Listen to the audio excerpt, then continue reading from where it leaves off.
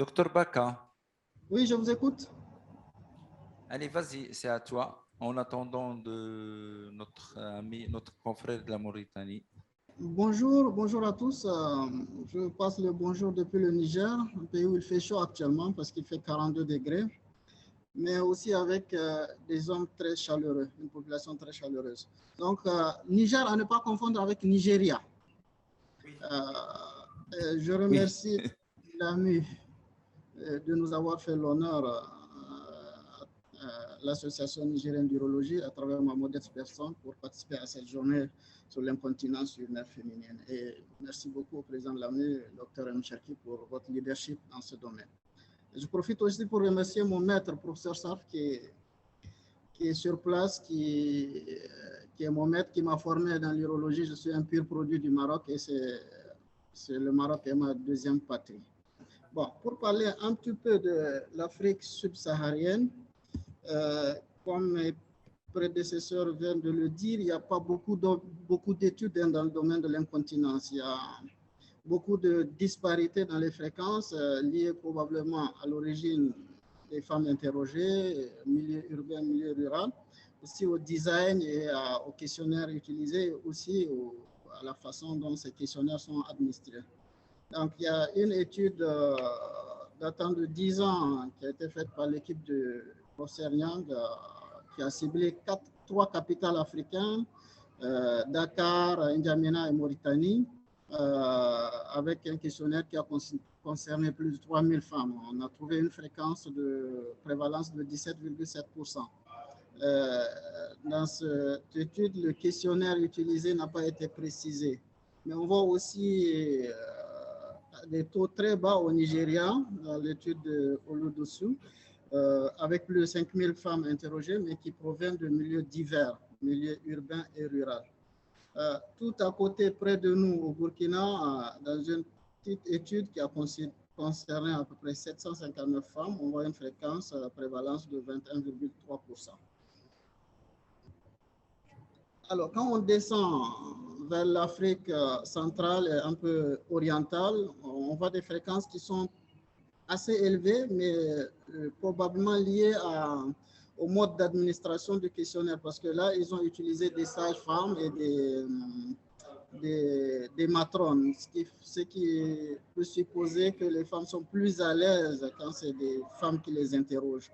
On voit en Tanzanie 42% de prévalence d'incontinence urinaire et au niveau de la RDC, dans des services de gynécologie, dans un centre hospitalier, une prévalence de 30,5%. En Éthiopie, la prévalence est plus basse de 7,8%. Une dernière méta-analyse qui a regroupé presque tous les pays africains et d'ailleurs a trouvé une prévalence globale de 4,6% au niveau de l'Afrique subsaharienne au total. Alors pour le cas du Niger, il faut savoir qu'il n'y a vraiment pas de données, il n'y a pas d'enquête nationale, il n'y a même pas d'études de thèse. Autant on connaît plus la prévalence de la fissure obstétricale, mais en ce qui concerne l'incontinence, il n'y a vraiment pas beaucoup de données. Récemment, nous avons fait une étude en consultant les registres de consultation des urologues de la capitale du Niger. On a trouvé une prévalence de 2,1%. Ce qui nous a motivés au sein de l'association à créer avoir le projet de création d'un pelvis center au sein de l'hôpital dans lequel je suis, qui s'appelle Hôpital Général de Référence, une unité de 550 lits qui a pour vocation de permettre le référencement des cas compliqués sur la pathologie, toutes les pathologies urinaires. Donc, il faut savoir que dans notre pays, on n'a pas d'unité d'urodynamique, donc c'est vraiment une priorité pour installer une baie d'urodynamique. Mais on a anticipé les choses en développant un service de médecine physique et de réadaptation qui est assez bien équipé, qui s'occupe très bien des femmes qui souffrent de l'incontinence sur le plan rééducation. Et nous avons beaucoup besoin de formation continue en chirurgie de l'incontinence et en pelvipérinéologie. Alors, quelles sont les particularités africaines au sud du Sahara?